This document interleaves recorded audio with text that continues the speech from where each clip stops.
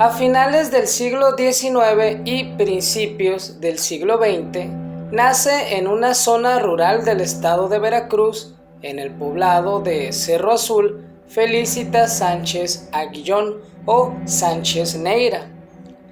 Esta mujer pasaría a la historia por ser una de las mujeres más odiadas y repudiadas por la sociedad mexicana en la época de los años 40. Quizá no la conoces por su nombre verdadero, pero quizá te suene por su peculiar apodo como la ogresa de la colonia Roma. Dicho apodo se le otorgó la prensa mexicana por los innumerables actos grotescos y aberrantes que realizó en su momento. Se desconocen los detalles de su infancia, pero lo poco que se sabe sobre esta mujer es que tuvo una relación bastante complicada con su madre. En dicha relación sobraban maltratos físicos como los psicológicos. Esto desencadenaría la psicopatología que marcaría su futuro modus operandi. Un rechazo patológico hacia la maternidad y todo lo relacionado con esta, y como el común denominador en los asesinos seriales. Desde muy pequeña tuvo un comportamiento perverso, que se expresaba con crueldad hacia los animales. Disfrutaba en especial envenenar a perros y gatos callejeros. Durante la década de 1900, Felicitas estudia y se gradúa de enfermería y comienza a trabajar como partera en su natal Veracruz. A la par, contrae matrimonio con un hombre de poco carácter, codependiente y sumiso. En el futuro este sería el patrón en todas sus parejas. Sánchez ya era una mujer obesa, de malos modales, misántropa y de carácter muy fuerte. La prensa de la época, posteriormente a su aprehensión, colocó especial énfasis en su fealdad, basándose en descripciones de los vecinos de la mujer, cuya opinión seguramente estaba bastante influenciada por los crímenes. A pesar de su aspecto y personalidad, Sánchez contó con varias parejas a lo largo de su vida, que incluso sirvieron como cómplices para sus delitos. Del matrimonio con el señor conde nacen un par de gemelas. La condición económica de la pareja era austera y no podían solventar la manutención de las pequeñas, así que Felicitas decide venderlas. Su marido, que en un principio estuvo de acuerdo con el acto, termina arrepintiéndose, pero ya era demasiado tarde. Sánchez no cedió y jamás reveló el destino final de sus hijas. Esto marcó el final del matrimonio, aunque suene extraño. Hasta donde se sabe, Felicitas no asesinó a ninguno de sus hijos. Sánchez se asienta en la colonia Roma de la Ciudad de México, en la calle Salamanca número 9. Le alquila una habitación una mujer que ocupaba un departamento en el tercer piso del edificio. Su nueva casera y compañera de departamento laboraba todo el día y solo iba al departamento para dormir, lo cual dejaba a Felicitas el tiempo y el espacio para dar rienda suelta a sus aberrantes prácticas. Neira estableció su negocio atendiendo partos. A su casera no le molestaba mientras el sitio estuviera limpio. En efecto, Felicitas atendía partos, pero pronto comenzó a destacar el hecho de que mujeres adineradas acudían a consulta con la mujer, evento por lo más extraño, porque una mujer con alta capacidad adquisitiva recurría a una partera en un barrio marginal para atender su embarazo, lo que se les hacía extraño al resto de los vecinos. Los vecinos pronto empezaron a percatarse de otros eventos extraños. Las cañerías del edificio se tapaban con frecuencia. Para arreglar este contratiempo, Felicitas contaba con la complicidad de un fontanero, el señor Roberto Sánchez Salazar. Además, en ciertas ocasiones, pudieron percatarse los vecinos de que del departamento de Felicitas salía un extraño humo negro de olor muy desagradable. Pronto el negocio prosperó. Felicitas practicaba abortos clandestinos, incluso hacía visitas a domicilio. La mujer frecuentaba los más selectos barrios de la ciudad, atendía a las mujeres sin importar la edad gestacional de su embarazo, así incluso estuvieran en el mero labor de parto. Antes de comenzar con su faceta como asesina serial, Neira se dedicó al tráfico de menores. Empezó a vender a los niños recién nacidos que sobrevivían. Pronto empezó a traficar también con niños que compraba de madres que por una u otra razón le vendían a sus hijos. Esto bajo la promesa de que los colocaría en una buena casa. Durante la década de 1910, todavía en el periodo de México porfirista, Sánchez fue detenida en por lo menos 2 ocasiones por tratar de vender un bebé. La mujer salió libre tras pagar una simple multa. No pasó mucho tiempo antes de que Felicitas evolucionara al asesinato. Los niños que no lograba vender terminaban muertos, sin mencionar que muchos infantes perecieron bajo su cuidado. Esta mujer pronto recaudó dinero suficiente para hacerse de un negocio. Abrió una miscelánea que también funcionó como clínica clandestina en la calle Guadalajara número 69, en la Ciudad de México, a la cual llamó La Quebrada. Posterior a su detención, los cómplices de la ogresa relataron la terrible tortura a la que sometía a los bebés y los niños. Solía parodiar los cuidados maternales de una manera sádica.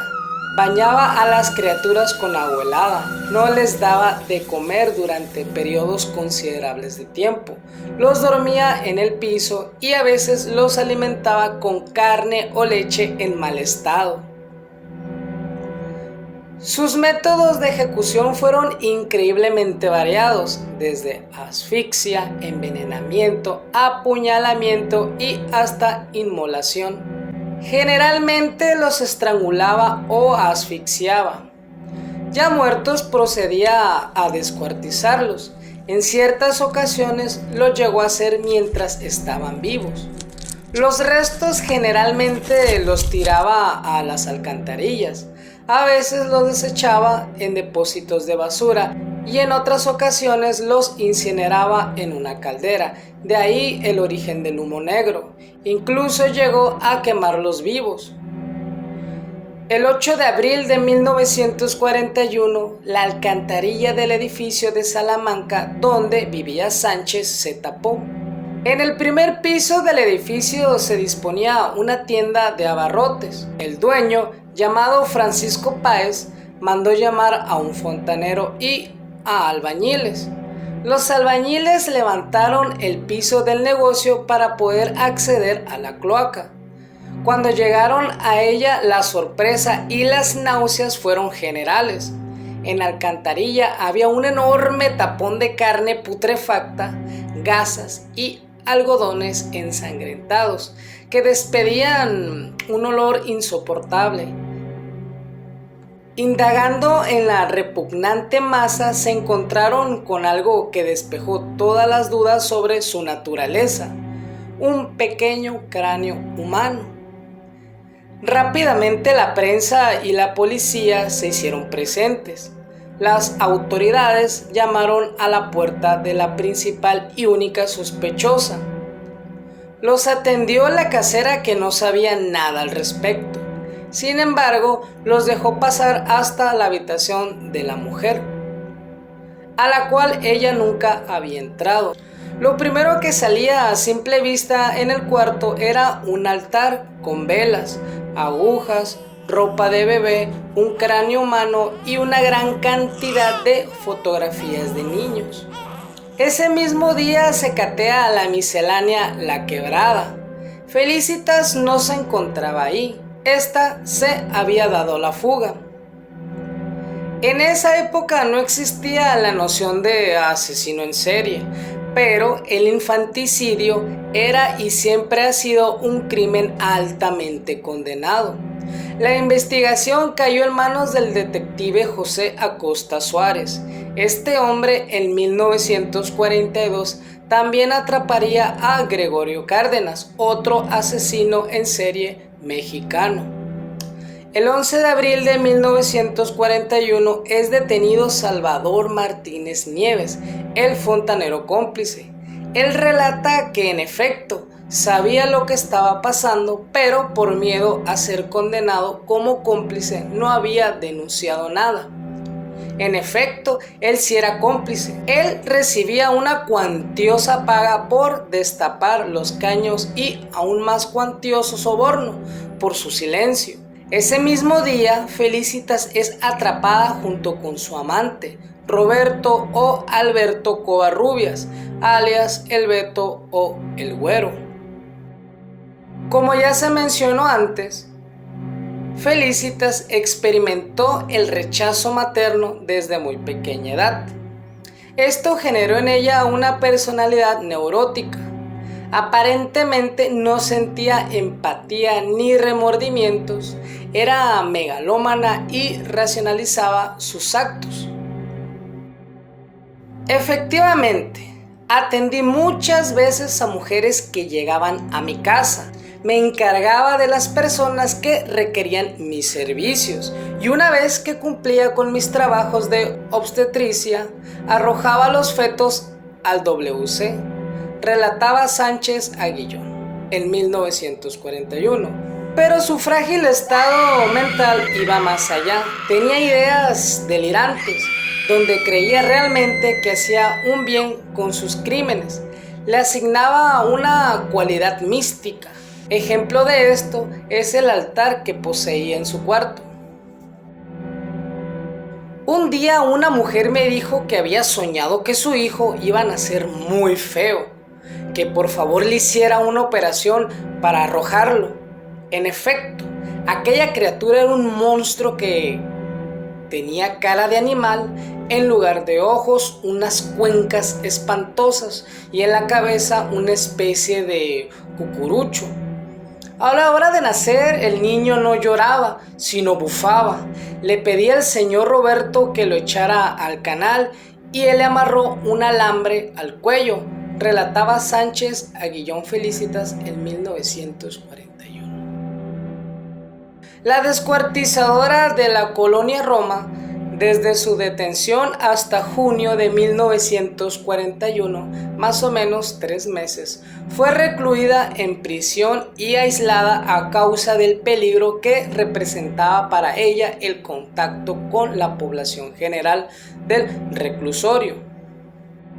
Todo este tiempo vivió en una regresión donde se comportaba como una niña pequeña, lloraba todo el día, solo pronunciaba monosílabos y una repetitiva frase que en ocasiones llegaba a gritar: quiero irme de aquí. Incluso tuvo berrinches, se tiraba al piso, pataleaba, gritaba y era necesario arrastrarla para trasladarla de un lugar a otro. La amenaza del abogado de la mujer era clara. Iban a revelar la lista de clientes si con ella era posible aminorar su condena. En aquella lista estaban inmiscuidas importantes figuras de la política mexicana. Así, en una evidente muestra de corrupción y una serie de irregularidades, permitieron que la ogresa saliera libre en 3 meses. Las más fuertes pruebas de la fiscalía que conectaban a Felicitas con los cargos de asesinato eran los restos encontrados en la cañería de Salamanca número 9, entre los que se encontraba un cráneo y un par de piernas que correspondían a un niño de por lo menos 1 año de edad. Inexplicablemente, estos restos desaparecieron. Aguillón fue procesada el 26 de abril de 1941. solo por los cargos de aborto, inhumación ilegal de restos humanos, delitos contra la salud pública e irresponsabilidad clínica y médica. Ninguno de estos crímenes era considerado como grave, por lo que la mujer alcanzaba fianza. Pero la fiscalía tenía todavía los testimonios del fontanero. Desafortunadamente el juez que llevaba el caso abdicó. Se cree que fue amenazado o sobornado para hacerlo, lo cual facilitó la salida de Sánchez, antes de que la fiscalía pudiera apelar el fallo. Su ex esposo Carlos Conde, pese a que ya no sostenía una relación sentimental con Felicitas, fue quien pagó la fianza, que ascendía a 600 pesos de aquella época, y en junio de 1941 salió libre. Ella sabía que todo había terminado. Aunque no pudieran volverla a enjuiciar, ya no podría seguir con su estilo de vida, hecho que ya no podría siquiera vivir en el país. Todos lo odiaban. El 16 de junio de 1941 se suicidó con una sobredosis de Nembutal durante la madrugada en la casa que compartía con su concubino mientras éste dormía. Dejó 3 cartas póstumas. Una dirigida a su ex abogado, otra a su actual abogado y una última a su pareja. En ellas no había ninguna expresión sentimental, sin culpa, sin dolor, sin tristeza y sin lazos afectivos de ningún tipo. En ningún momento menciona a sus hijas. Al final de cuentas, parecía haberse cosificado a sí misma. Su propia muerte no pareció producirle ningún sentimiento. Sánchez Neira murió a la edad de 51 años, sin remordimiento alguno. Esta mujer se llevó a su tumba un saldo de 51 niños y bebés asesinados. Algo curioso, o más bien positivo, de esta historia es que sus hijas pasaron a la tutela del Estado.